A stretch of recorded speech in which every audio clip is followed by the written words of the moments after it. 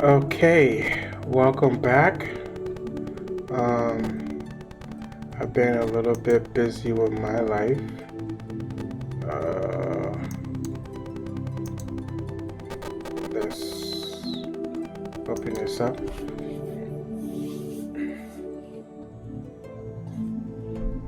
Alright, while this is opening up, Nate, I got a question for you.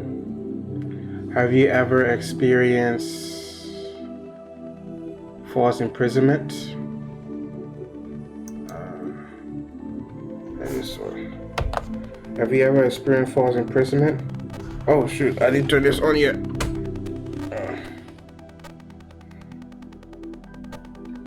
Oh, why isn't it coming on?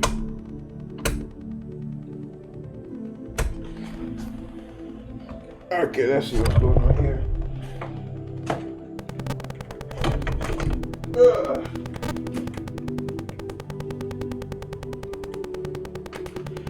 Alright, let's see if it's gonna work now.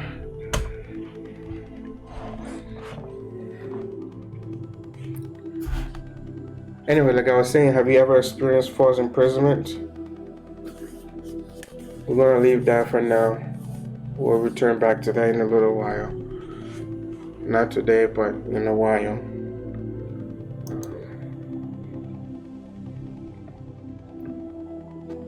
Today we're just gonna briefly go over, I won't be playing any audio, but I will be explaining what I did and how I got to where I'm at with the current audio that I have of this mix. Tell you my little step. I'll try to go through it fast. I have no intention to be on here.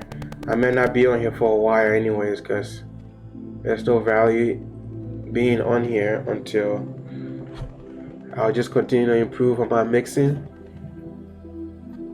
and kind of go from there.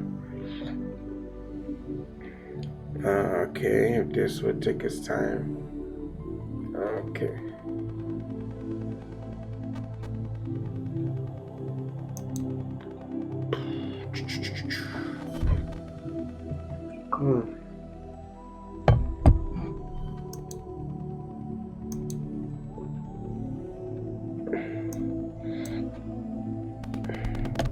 Alright, so we are going to start from the very beginning. Oops, I think this was before this.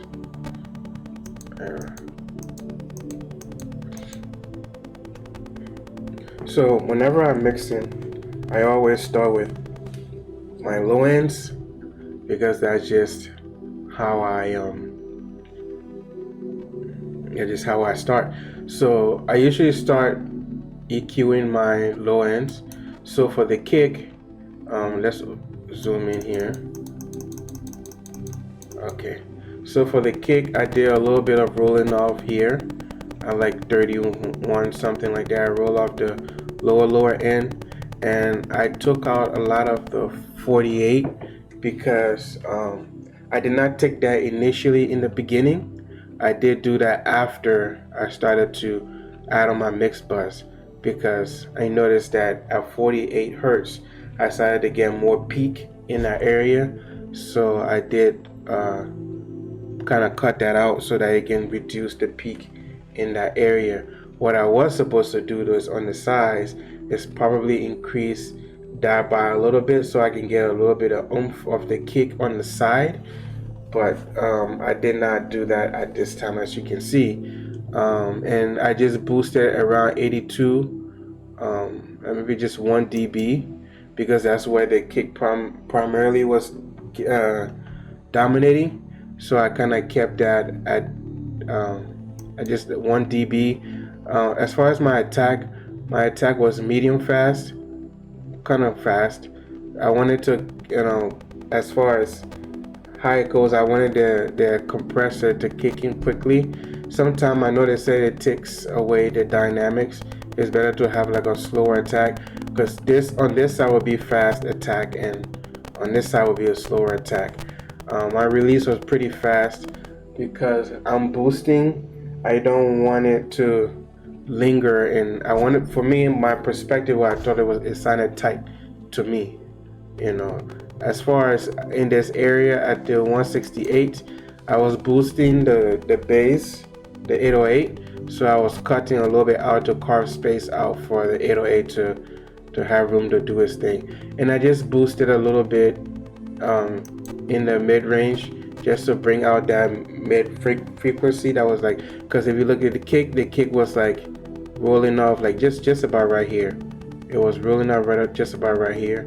So I just kind of boosted that up a little bit so that if I did apply any kind of distortion, at least it will pick that up and add more on this frequency. So those are pretty much just the EQ move I did on the kick. Okay, like I said, this one came last. And then secondly, for the 808, the EQ primarily almost just I also took some out at the 48 because it seemed like it got really ruthless in the 48 as I was actually this one's at 39. I think yeah, it's at 39 hertz. And then I did boost around the 60 because I wanted to get a little bit of, and per advice. Now I know you're seeing like this is all the way up at 5 dB, but honestly there really wasn't much of the mids really coming through, so I kind of exaggerated that for me anyways. So like I said, I boosted 61 hertz. And one of the things you have to realize, this is a mid-size EQ, pretty easy to use, and this is all the mids I was affecting. So these are all mids channel. The side channel remain the same. Like I said, each time I learned something new. So like this, I was keeping this, and then when I go back to redo all these tracks that I have been working on so far, I will have a pretty much of a game plan. So then at around 80, because remember the kick was sitting at like 82 hertz where I boosted it, I did decrease this by at least by 2. I believe it was 2, roughly 2, because it's or maybe 1.6. And then as far as the 150, I boosted that, and that was also in the mid because I wanted that to kind of kick in the mid. And then of course this was also the mid. I did not put in the compressor on there. I just kind of boosted it and used it as an EQ. Other than that, those are the EQ move I did for both kick and bass, and they were sitting fairly well. It wasn't clashing. You could hear the kick, even though the kick seemed a little bit behind the 808, but they were complementing each other at that time. So then on the kick, I decided to go with torque, and I just put just a little bit of sense because of the threshold being all the way down, just to give it that thickness, that body to it, so you can have a little bit of width and boomph. I don't know what is a boomph. If you ask me, I'll give you a definition though, but and I brought that down to 98 because that's the lowest I can go, because I wanted the kick to be heavy. I know the 808 is also there and they could clash, but I just really wanted the kick to be really heavy and boomph, so that way when the 808 is not in, you still feel the kick kicking you in the chest. So that was the purpose of bringing it down a few cents, and it did give me that boomph that I wanted. And I left usually when you open up this is the automatic setting as far as the speed goes. I didn't do anything with the trim and anything. All I did was I just messed with the torque setting, and I reduced that just by like a cent or so. But the threshold was already low and I kept it as that. Then I went and did the amp track because I wanted EQ, then I wanted to bump, then I wanted it to have some saturation and some compression. So I did do a little bit of compressing, but at this time I wanted the attack to be a little bit slower and the release to be fast, because I wanted it to let the transient through and then release almost immediately. Oops. Something fell. and right now I'm using the vintage. I know it has two modes. For me right now, like I said, all of the mixing I'm currently doing is not mixing for, it's the only reason I put this stuff on the public because the spiritual force is telling me that, oh, it was just a glitch, like it was a minor tiling that it can't continue to do it. So that's the only reason. But I have not perfected my mixing. I'm learning. People did say that you have to spend so and so much hours before you can whatever. So that's what I'm doing. But I won't be putting anything out until my mixing is on point. I mix without any hardware. I don't mix with any. I mix with anywhere from a F class vocal to pretty much from a negative vocal to a F class, and I'm trying to take it from an F to at least a C, possibly a B if possible. So those are the kind of like audio as far as the vocals that I be working with. So in the event I did upgrade and get a vocal that's already at a B, then I know what to do because I'm already working with all the dirtiness and all the hard decision making with the lack of right room space, trying to focus on doing stuff on earphones and hoping that it would translate and so forth. So these are all training and things preparing me so I know what I'm doing and I know what I'm talking about. I don't want something to just give me a playlist. This right here. I don't know why the word's not coming in my mouth right now, but eventually it will. So that's pretty much what I did. Oh, I'll go back to that. Pretty much what I did. Presets or whatever it is you want to call it. So then when I came to the tip saturation, because there was so much boom, usually this is in the middle. Because there was so much boom, and usually when you open the levels is automatically right here. When I put the tape simulation on, it already had a lot of boom. Excuse me here.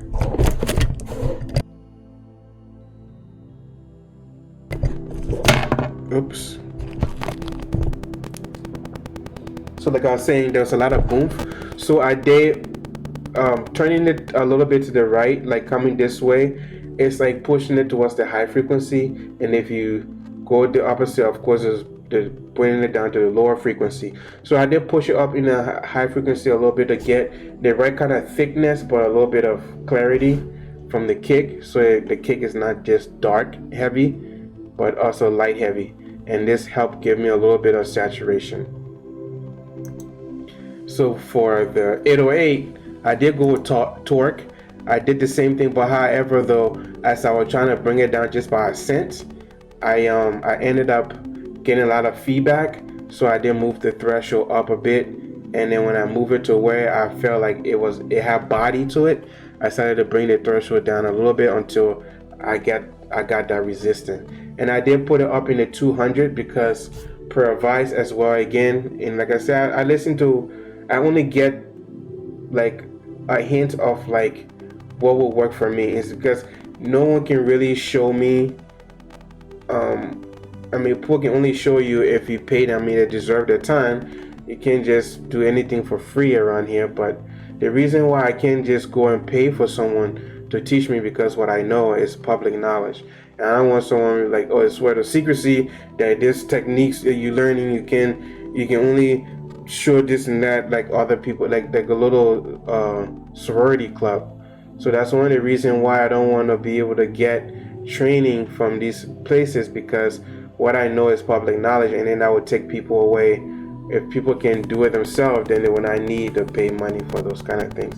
So that's why I struggle to do stuff on my own, learn how to train my ears and so forth, and get a little tips from them that I can incorporate. If it doesn't make sense to me, I just pass by it. But if there's something I can pick up, and there's something I picked up from the Wave collab team, I will get to that in a little bit here, and then I will show you they were doing some EQ things.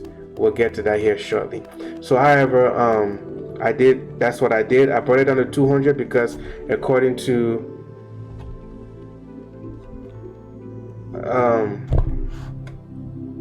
it's I kind of don't know how. There's so many names now, but I'm not sure if I should call it mastering.com or if I should musician. I'm not sure which, but pretty much it's from those guys. They had a chart that kind of goes to where things sit. So pretty much based on where the bases sit, I started to study where it will like where my 808s will fit really well, and based on going back and forth, I felt like it was giving me a nice thump in the 200. So the fact that it was in the 200, I started to worry because I didn't want to get the mix muddy, but it turned out working out pretty well. So that's what I did. This is like a micro fraction at the 200, and I didn't mess with the threshold. So that's what I did there for the 808. Then I went down because right now I'm at the stage where I got the kick kicking and I got the 808 kicking as well, but I want to be able to do some side chaining.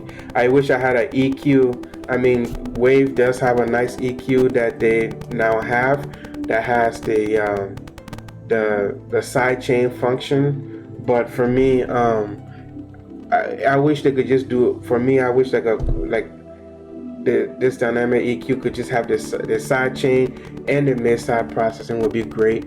And I wish you could multiple side chain in one plugin. That would be great as well.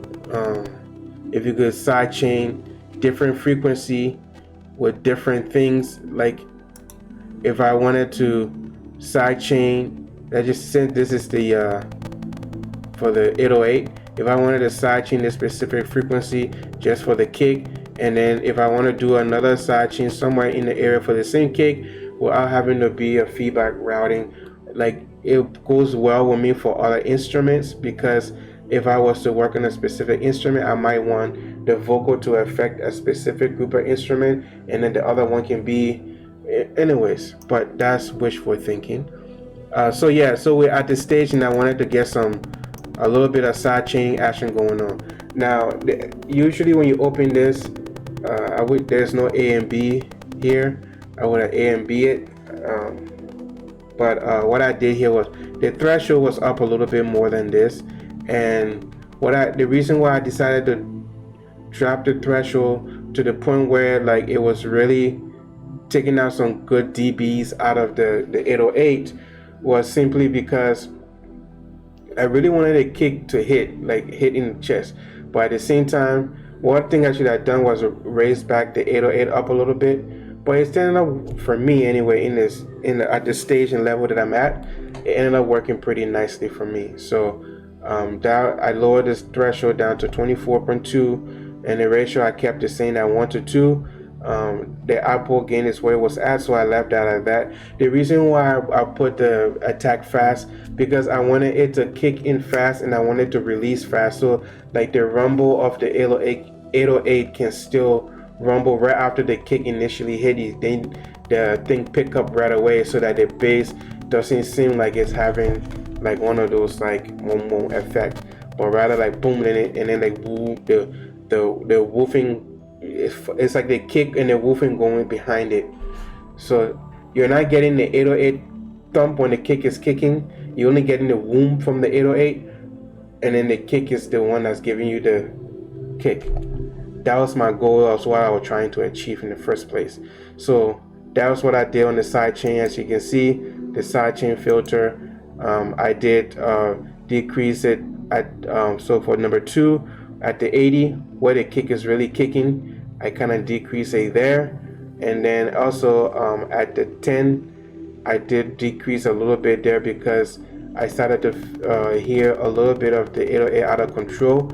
So even though I did cut out some of those frequency from the kick, but I felt like it would be good to just kind of have that duck a little bit on the actually it was on 3, it was not at 10, so it was at the 39 mark. Yeah, roughly just about where the cutoff frequency for the if you can see, I roll it off right about in this area here. So if we're looking about 32, so that's the reason why I decided to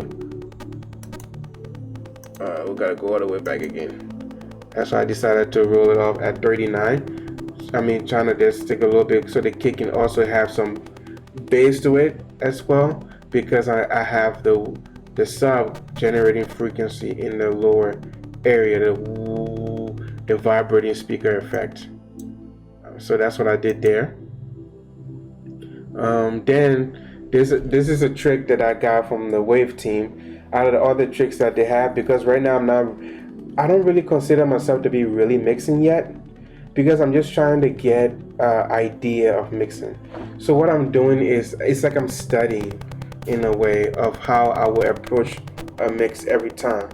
And so like I said, once I get to a suitable area, then I will really start mixing and doing all special things. Like they did some EQ where you apply it to the vocal and they give you a different effect at a certain area, because you don't want the vocal to stay consistent. But I think that I apply and work more with singers compared to rappers. But however, this technique I took for him and I tried, and it gave the 808 a little something interesting, so I decided to go with it. So what he mentioned was, you put the Putec EQ, and what he was doing was boosting at 60, right? And you're boosting it by 5, and I should have put it at 5, but it didn't hurt anything. And you were also attenuating at 5. Now his theory behind it as to why he does that is it just gives the 808 that little tightness, so that, you know, for me, probably not the best illustration right now. I like, for the 808, for me, I don't like it to be too loose, because so the problem I'm having is that just getting that 808 to be thick and full without being loose. Like when they play over my cheap surround system, the sound is not the industry sound that is the main thing that I'm trying to get now, is to narrow in on the 808 and getting it tight and pumping really hard. So that's where I'm going to start focusing my energy now, just getting that low end, because I feel like things are improving and getting better. But that was his and everything else was left as the same. That was his whole game plan. So I did try it out. It did give a little bit of, and I did do this after I put that in, after I have already added all these effects, and I came out and said, oh, maybe let me try and see what it would do, and it did give it a little bit of something else. But after I did that, I started noticing something. So that's why I brought in the one knob driver, so that I can add a little distortion, just to take a little bit of the heaviness to make it more like light, not light, but like a thump light, like adding the distortion. So I just add just a tiny bit, so it's not too like when I brought it to 1, it sounded too like light. When I mean light, I mean like airy, not airy, but like it's thumping, but it's like it's becoming more of like a mid thump rather than a bottom thump, you know. Because I didn't want to, like I said, I don't like the 808 to be loose, and that's why I'm still working on. But I just added just barely amount, just to keep the right balance between bump and the miss. So that's what I did with the low end. Now these are just secondary kick and sub, because I wanted to have something in the upper and highs to be able to hear over headphones. I mean, some headphones nowadays really do bump, but the ones that really give you that cross off, because there are times where as I'm mixing, I want to hear, so I have this, but I'm having a bypass. I want to see if I'm hearing the kick and the 808 in this area. However, no matter what I did, I couldn't hear the 808, but I could hear the kick coming through, and that's why I try to add the one knob to kind of push some of the frequency over, but I did the best that I could do. After that, like I said, this one, all I did was just roll off everything from here. I wanted a little bit of this over this 200 thumb over here, so that I can roll that frequency over. I did bump a little bit over here, but that's just for both kick and both 808. So there's no low ends there, just everything up in here. And what I did with that is I add the AM track because it kind of gives a good saturation to it. So when I added the 808, the AM track, of course I went with the slow attack and medium release because I didn't want it to just kick in right away. I wanted all the good stuff, all the hard punch to come through and then release it normally. So what I did was I pushed this all the way to the highs side so that I'm getting I'm getting more of the headphones kind of a thump. And I kind of blew the bias a little bit, but it was just better to be in the middle. So I left that as it, and I raised the volume up a little bit by 6 dB, just so I can get that heard through the high side. Other than that, I put a driver on there, one to make it more lighter. And this one I went up to 5. I went really hard with it because I'm not looking for a bottom end. I'm looking for it to be more in the middle and upper frequency, so I don't have to worry about the thump. So I did both of those at the 5. So going forward, so I did and I have this all sent to the drum bus, the Mi 808s. I have it sent to the drum bus, which all the percussion goes to the drum bus, and I had the highs and lows kick in the high low, meaning that the high low end, I had them sent here first so I can process them together, and then I have them go to the drum bus as well. So all the claps, the snares, and everything else, I send them to the bus first before sending them to the drum bus. So what I did here was I just EQ a little bit, roll off a little bit of the low end, and I raised up because a lot of the snare, when I rolled it off a little bit, the snare became just thin. So I rolled it back a little bit and I boost up here a little bit because that's where that little body of the snare came in. And everything is all mids that I affected. I did not touch the sides. Okay, I did not touch the sides. So everything is just the mids. And I think I did all the increase by like 1 or so dB. Okay, and I did lift up the highs a little bit to get a little bit of and one thing I did was in this area here, I was getting a little bit of ear, like, so I kind of just decrease it by like half a dB or so in the mids so that it can kind of sound nice. Okay, and then after that, I did compressing on it, just a very light compression. The threshold was barely dipping below 1 or so. Just very light compression, slow attack, medium slow to medium slow release. Just kind of just subtle glue with the clap, so they all kind of like blend together. And then of course I add tube compression with the AM track. I started to like this AM track a lot. Between the AM track and there's a tube distortion. I'll show you that later. This one here. Between this and that, I've been using that a lot. So yes, I left the compressing section off, and all I did was just mess with the tape simulation section, and I left the level the same. And then because I wanted, the clap was starting to sound too I guess we'll say flat. So I add a little bit of body by moving it over to the lower end of so you can get that and then of course I changed the bias this time because I wanted body to it. So I noticed that when I go to the right, it's not like it gets thin, but it just gets, I won't use the word clear, it gets something that I don't have, my vocabulary is not of a average human being, is something else. But when I go this way, it gives it a little bit of thickness, almost like it's like a off-brand version of a doubler. To me, I don't know. Maybe I'm just exaggerating or hallucinating, and I don't know what I'm talking about. But that's what it seems to give me. That's why I brought it on this side. So that's all I did. And then last but not least, I added dun, dun, just to kind of give it that little extra bit crunch distortion. And see, for me, I just raised up the but I think it automatically had, I think it was at 20 when it starts off.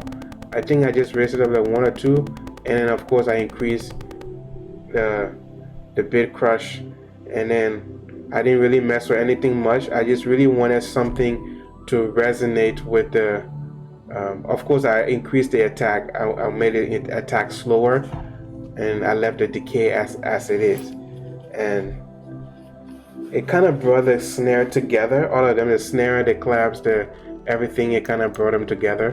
Then I send them off to the drum bus, and I do all this before I even start adding something on the drum bus. So we have the hi-hats, okay, so everything that's in the highs, close hats number 2, open hats, cymbal 2, all of them got buzzed to the hats, and all I did was just did some EQing, took them off, roll them off. This, especially when the cymbals goes, because the cymbal has like a delay on it, so like it rises for a little bit. So, and it was like really in this area, so I had to take a few dB out because I didn't want it to be too, especially when I was trying to give it more air. It started to become a little bit of a pest. So I did decrease. More instead of a decrease, I did cut. I cut it out completely in the mids.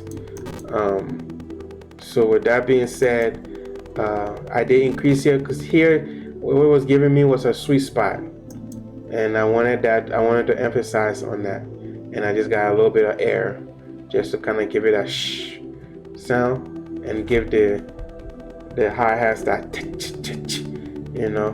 But one thing I should have done that I did not do was I should have put a de-esser on the hats. Like I said, I'm still working out the kinks, but I should have put a de-esser because I like the shing part of a song. All this, I like it to be there, but I like it to just be sweet and not harsh.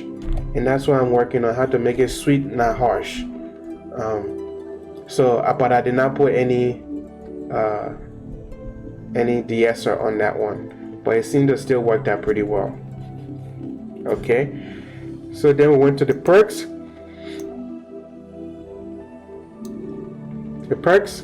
So all the perks got sent to the perk bus, including the off snare. All of them, I almost kind of treat them like the snare, but I just wanted them to have their own. So of course I rolled off and I did some tweaking. Just where I was decreasing was where I'm getting like a what would they use, resonant frequency. Just taking away frequency that after boosting, what over time, like, sound like I can get you that, that kind of sound. I just kind of cut. That's why I cut over here a little bit like that.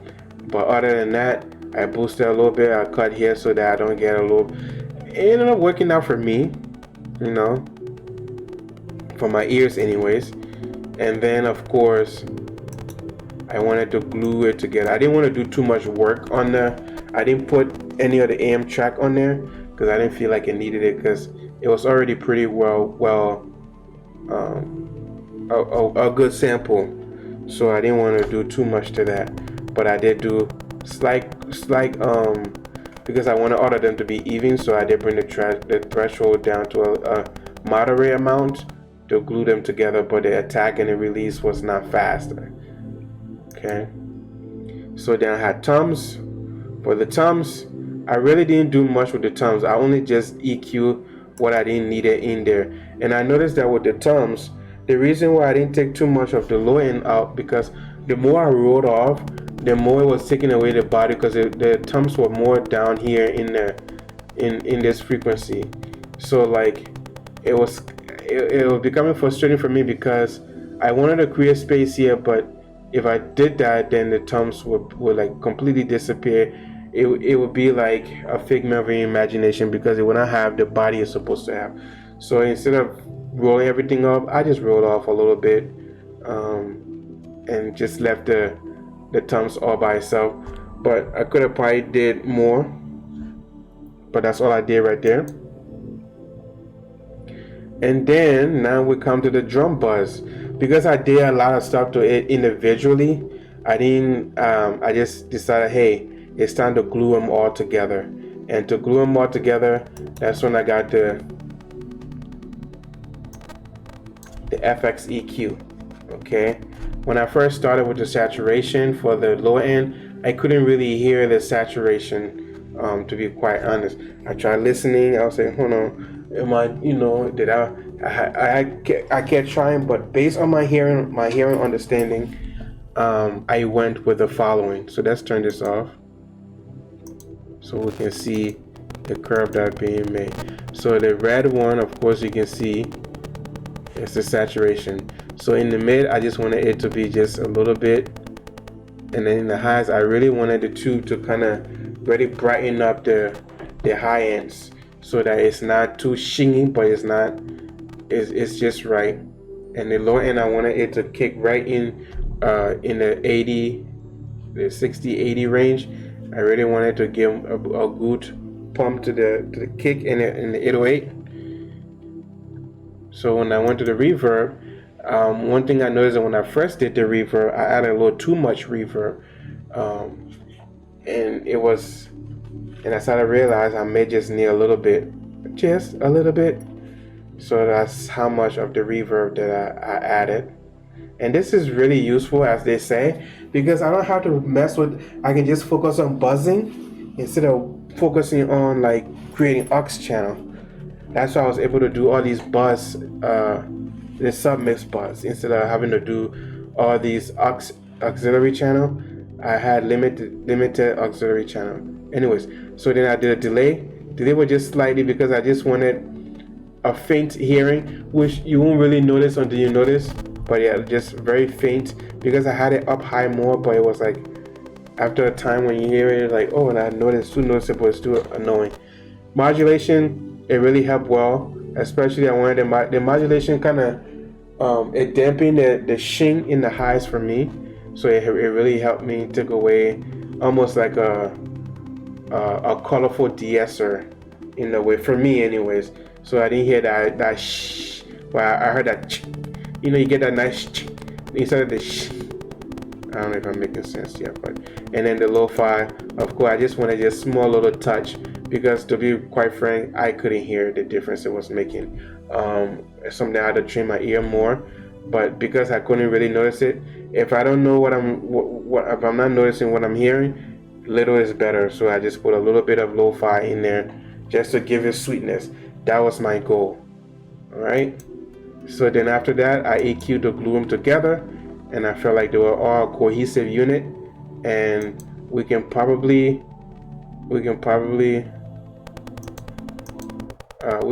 hear that. Let me put my headphones on.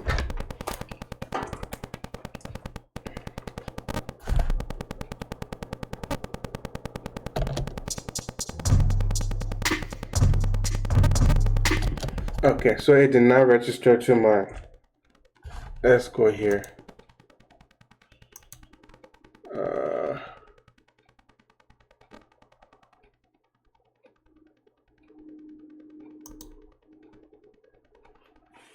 Actually, I went to the wrong place.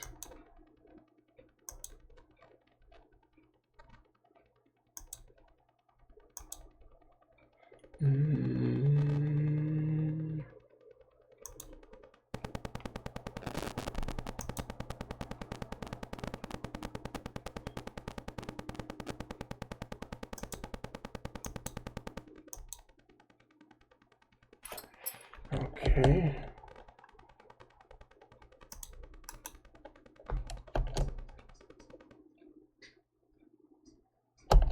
Okay, I think I'm going to close this and open it back up because the was not open when I originally did this. So save. Yeah, so we can pick up where we left off. Okay.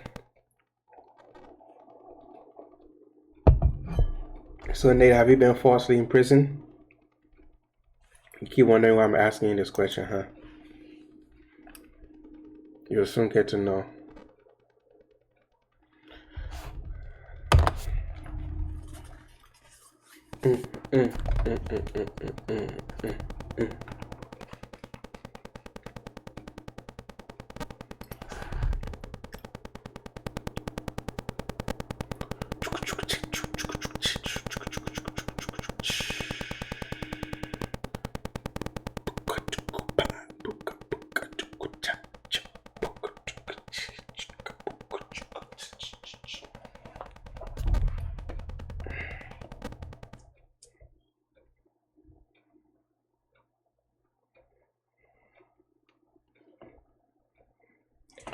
Yay. Okay. All right, so like I said, after I did all that, it's better to see where we are. Did that. Let's see if it's coming through here.